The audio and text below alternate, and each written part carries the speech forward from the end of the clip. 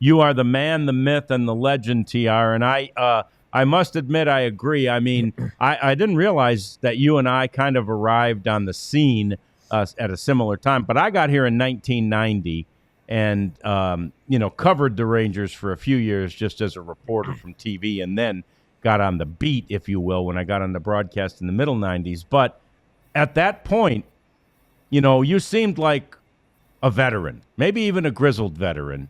So I think you wore the beat well, and then you experienced it for a long time. Did you feel bitter at all, TR, that you were not still on the beat in 2023? No way, no way. I was very happy for him, but no, because really, John, my job was to cover the news, to report the news. And people say, "Well, do you remember that game last year where they won 8-5 and they rallied with five?" And no, I don't. I don't. I remember covering the team. I remember the stories we broke. I remember the stories I broke. I remember the stories I got beat on. I remember the story. Like I still know. 20 years later, whatever, that Jeff was the one who broke the story that Neftali Felice was going to have Tommy John surgery. I mean, I don't know. That was what, 2012 or 13, something like that. 12, yeah. I can't even remember one game in 2012 other than I think that was the year Josh Hamilton hit 4 home runs. But I remember stories and how we worked the beat and how we worked the big stories and stuff like that. And that was my job. And I remember, 2011 World Series was fantastic. It was, to me, it was the apex of MLB.com. We did such a great job. I'm so proud of that. 23, I'm happy for him. I enjoyed it, but Jeff knows I didn't know anybody on that team. The only two guys who went into the clubhouse who knew me were Jonathan Hernandez and Jose Leclerc. I mean, obviously we were not tight buddies, but there's Kyle Seager. I've never met Kyle Seager. Marcus Simeon. I've never been I didn't know Bruce Bochy.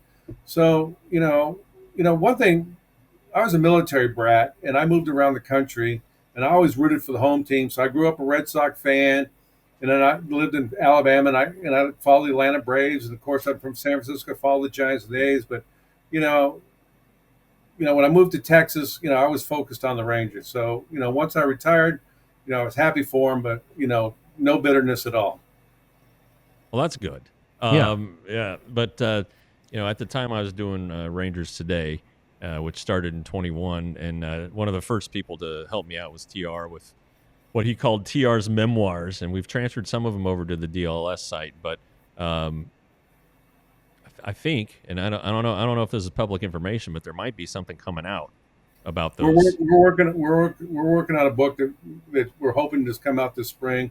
A lot of things have been lined up, and it's a long process, but I'm hopeful in spring that we're going to be able to announce something officially. But it looks like we will have that in the bookstores. Yeah, so that'll be great. It's great stuff, and I don't know. I'm glad you retired when you did, and, but you couldn't stay retired. I think you still had some things you wanted to tell, and occasionally you get to work for John Blake and the program and stuff like that. So you're keeping your feet wet a little, I guess. Well, I appreciate it. You gave me the forum because there were some things I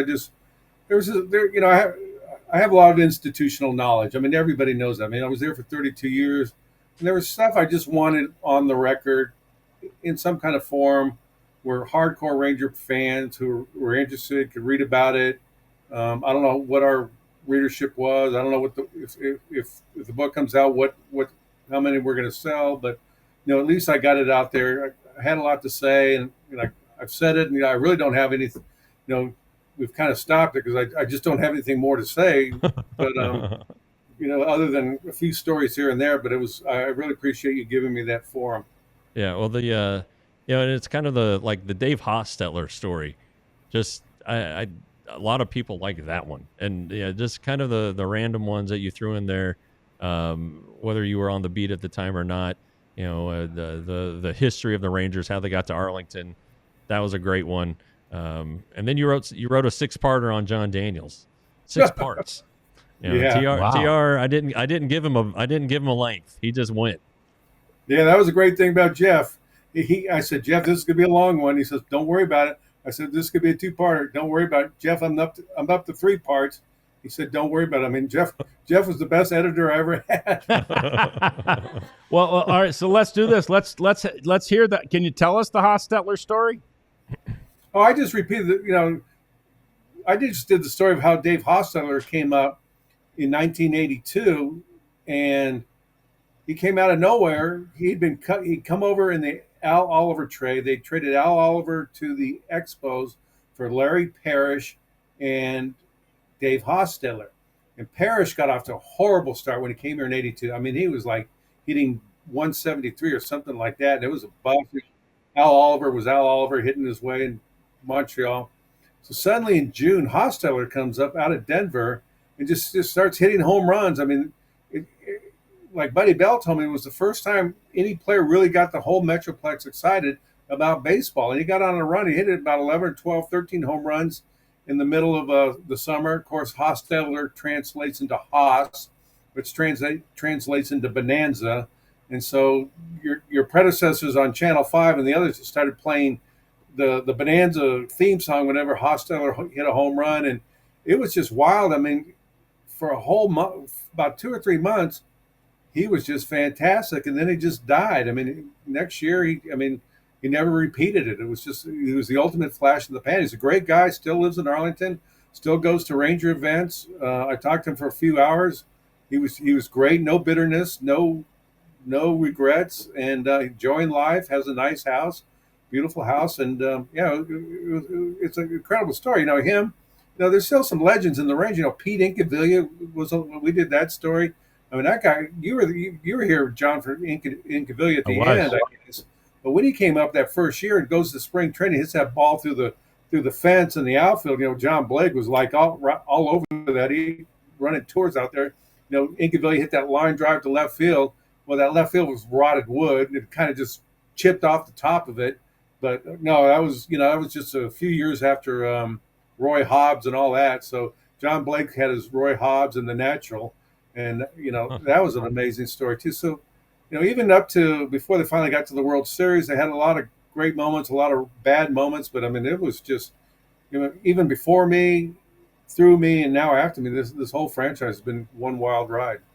Well, and you were there to cover things like Nolan Ryan's accomplishments when he was here, and the vast majority, other than when he wasn't here, but of Pudge Rodriguez's career. So there's 2 Hall of Famers, a lot of Adrian Bell. I covered Pudge Rodriguez from the time he was in the minor leagues to the time he went into the Hall of Fame. Every step. Well, of course, he went to other teams. Yeah, I was there all the way, witnessed Pudge Rodriguez from the beginning to the end. Yeah, is that? I mean, like, how special is it to follow a young man from a teenager to the Hall of Fame? I mean, he goes to Chicago. He got called up to Chicago. I think somebody got hurt. It might have been Gino Petralli. I can't remember who. He comes up to Chicago. He gets a base hit and throws out 2 base runners. Comes to the clubhouse and his teammates have taken all his clothes away. So now he has to talk to the press, totally nude. and we were talking about we were laughing about that. And I remember talking about that in Cooperstown when he went into the Hall of Fame. Pudge was Pudge. I mean, he had one thing about Pudge. He was an incredible talent. With that great arm, accurate arm. But you remember, John, you were a broadcaster. He'd get hit with a foul ball, and he'd go diving into the dirt, and his face would be digging into the dirt, and he'd be rocking back and forth, and we're all like going, "Oh my God, he's going on the disabled list for 8 weeks." And the trainer comes out, and they're patting him and everything like that. The next thing you know, he's back in there, and it throws out the next runner trying to steal. He was so much fun. He was really a lot of fun to cover. It was special to watch. One of the top 5 catchers in baseball history, and we were there. You were there. We were all there, witnessing this great player. Anyway, T.R. Sullivan is the guest. You knew him from the Fort Worth Star-Telegram and from MLB.com for all those years. There's been some disputing in the chat. T.R., what year was your last on the beat? What year did you officially retire? 2020. Long story short, I was working for MLB.com. We opened the season. We played in the new ballpark, but there were no fans there. MLB.com, everybody lost a lot of money, and they gave us the option of early retirement. I wasn't planning on taking it. I was My original plan was to work through the 2024 season. Then I was going to retire, but they offered me a great early retirement package. They offered a lot of us, and we all took it. None of us were expecting to take it, but it was very generous. So I retired after the 20 season. And then Kennedy stepped in, fresh out of LSU, and she's now finding her own. She has. I mean, this is her fifth season. Yeah, really proud of Kennedy. I hope people are reading her because she's really worked hard at being good at that job, and she's excellent.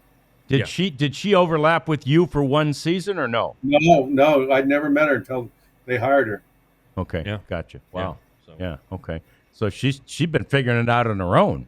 She Yeah. didn't have the great TR like you and Anthony did. Well, Because even when TR was working for MLB.com, he was helping you guys. He would help the Star Telegram guys. Yeah, because TR is loyal to maybe to a fault sometimes, but loyalty is a big deal with TR. If you're his friend, then your friend. He's loyal to you for life. So TR, you said that you mentioned Pudge and the joy, and I agree with you 100%. That I remember when he signed with the Tigers, and my family in Detroit called and said, oh my gosh, we got Pudge. What do you think? And I said, oh wow, my favorite player on my favorite team, right? So, and that's the team I grew up with. That was the team I've always rooted for, the Tigers, and to have Pudge on there was really fun. And of course, his first year, he took them or helped take them to a World Series. They lost to the Cardinals. God, I hate the Cardinals. But anyway, the other than Pudge, so what stands out? Like, you've got that as a player that you covered. Game. What's the game you remember most or enjoyed covering the most? The one moment I'm never going to forget is Benji Molina's triple for the that was a big one. You remember Nolan Ryan's 2 no-hitters, but I remember covering the World Series with Jim Reeves. I remember, I'll tell you this, 2001 Game 4 in New York. That was the one where Derek Jeter hit the home run after midnight, 10th inning, extra innings.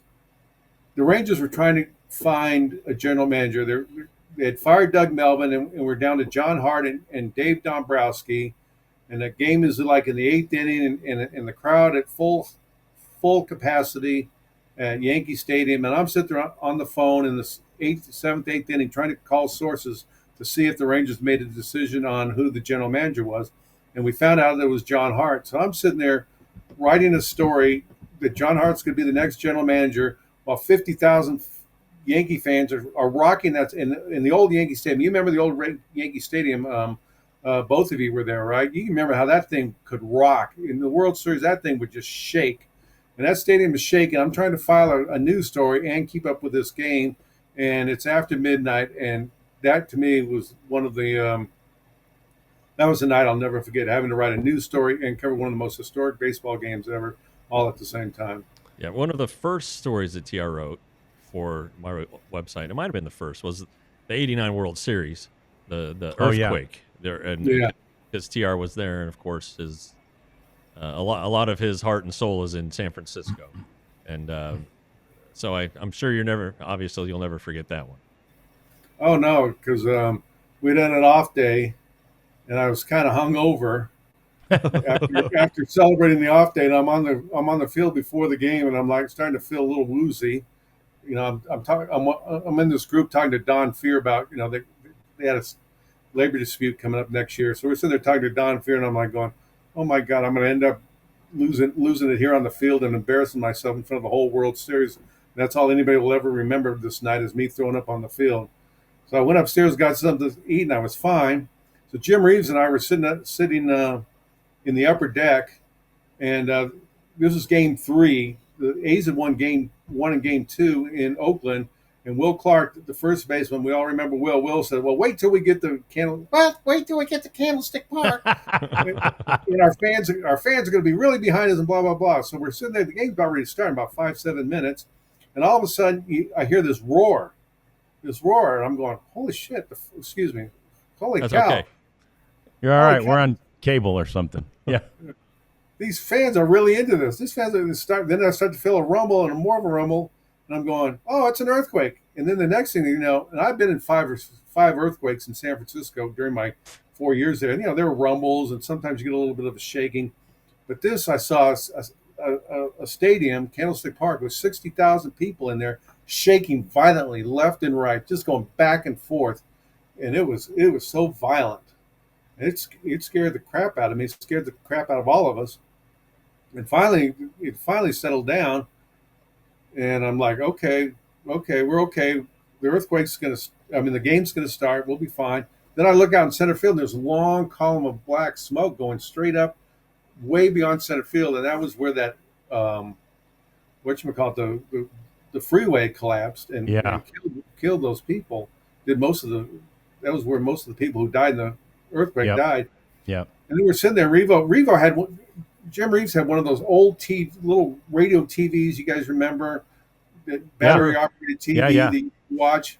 So he's sitting there watching the TV, and suddenly he goes, the Bay Bridge has collapsed. The Bay Bridge has collapsed. He said that. And of course, I've been, like all of us who've been out there, I've been across that bridge 100 times. Right. And when you say the Bay Bridge has collapsed, you think the whole thing is just collapsed down into the bay, which of course it didn't. It was just one section of it. But Still, I'll never forget one that fell on top of the other one of the double decker. Yeah. So and only one person died from that, fortunately. And just working all night, having to cover that thing and covering it the next day. And the next day was weird because we went out to the Marina District, which is a nice neighborhood of San Francisco. And it was a beautiful day, sunshiny day. And we were a couple of reporters of mine, friend from Chicago, Kerry Muscat, we were going around looking over the damage and talking to people. And it was like a carnival out there. There were people out there and dressed up like it was a sunny afternoon walk in Golden Gate Park, and it was surreal. And very, very strange. Hi, what do you think about this year's team, TR? Have you looked at them much? Well, I got some mixed feelings about it. I don't want to hear this. This is the best pitching staff they've ever had. Okay, enough. Stop, please stop. I mean, he's a great pitcher. I mean, Jacob deGrom's a great pitcher. Hopefully, Tyler's going to be okay. We all know Evaldi is done well here in Texas, and I'll tell you this. I mean, they got to get Leiter and Rocker. I mean, the whole future's on Leiter and Rocker. These guys have got to come through. These are 1 and 2 draft choices. These guys have got to hit. I mean, that's all there is to it. You can talk about deGrom. You can talk about Evaldi. You can talk about anybody you want on that staff. But to me, watching the Rangers this year, to me, was all about watching how far Leiter and Rocker come. And they got to come because you can't let these 2 great draft picks just implode on you like they did with David Clyde and Tommy Boggs. Back in the 70s, they had David Clyde number 1 and Tommy Boggs second overall pick. That was 73 and 74. I mean, those guys should have carried that team through the 70s when they had Al Oliver and Jim Sundberg and Buddy Bell and Toby Hare and all those guys. They should have had 2 guys, David Clyde and Tommy Boggs, leading that staff. Go back into the 80s. Bobby Witt, Kevin Brown, Brian Bohannon. Those guys should have carried that franchise into the 90s. They were pretty good. But they weren't as good as they had hoped. We all remember the DVDs, Thomas Diamond, Edison Volquez, and John Danks. They weren't top picks like those other guys were. But still, the Rangers put a lot of stock into that. And it didn't happen. We know what happened. The big tragedy about the 2011 Rangers World Series team was how fast that starting rotation disintegrated. So when you look at this team, I know everybody says, well, is Garcia going to hit? What's going to happen with Simeon? Is Seager going to stay healthy?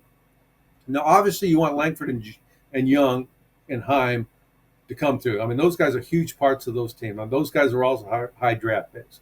No doubt about it. But to me, this whole year it's got to be about Leiter and Rocker, and can these 2 guys match up or live up to being number 1 overall and a number 2 overall pick. Who was the better pitching rotation in Rangers history than this one, or were there more than one? Well, here's the one thing. Here's the one thing, and I don't want to knock any of these pitchers, but I'm going to knock them.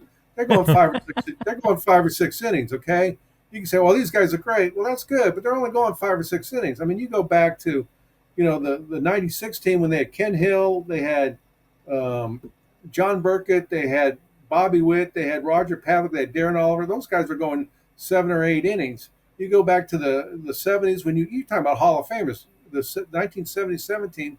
I mean, how many Hall of Famers do we have on that team? Gaylord Perry and Burt Blyleven. We had one with Ferguson Jenkins in there. Those '70s rotations, those guys are Hall of Famers, pitching complete games and shutouts and stuff like that. And to say these guys, Degrom is fantastic. I love watching him pitch. Who doesn't? Evaldi has been fabulous for the Rangers, but you're talking about guys going 5, 6, maybe 7 innings. This is an excellent staff, but no, no, no, no, no, no, no. Well, I know you're a big fan of the 11 staff too. The 11 rotation. They never Oh, missed, yeah, never I went on mean, the injured list. I know that was great. I mean, Derek Holland, C.J. Wilson, Colby Lewis, um, Ogondo and Holland. Alexei Uganda. Harrison, What? Matt Harrison. I mean, we could sit here for 15 minutes, and it's a great story how that rotation disintegrated too fast. I mean, Yeah. the next year, Colby Lewis went down with that. He was pitching great in June. We're talking about him going for the All-Star game. Came down with that flexor elbow injury, and he was never the same again. If he doesn't get Um, hurt, they win the division. It's that simple. exactly. Yeah. I don't have to look at Ryan Dempster in a Rangers uniform. And then I love John Daniels, but the biggest mistake he ever made was flip flopping Alexei Ogando and Natali Felice. That's the biggest mistake he ever made. So Ogando goes to the bullpen. It doesn't work out. Felice blows out his elbow. Derek Holland and Matt Harrison, we all know what happened with them. Harrison had one great year, and then his congenital back problems cropped up. And CJ Yu Darvish, fabulous talent, but I mean the guy was here for 5 years and pitched 2 playoff games and lost them both. Darvish was not worth $113 million. I'm sorry, he wasn't.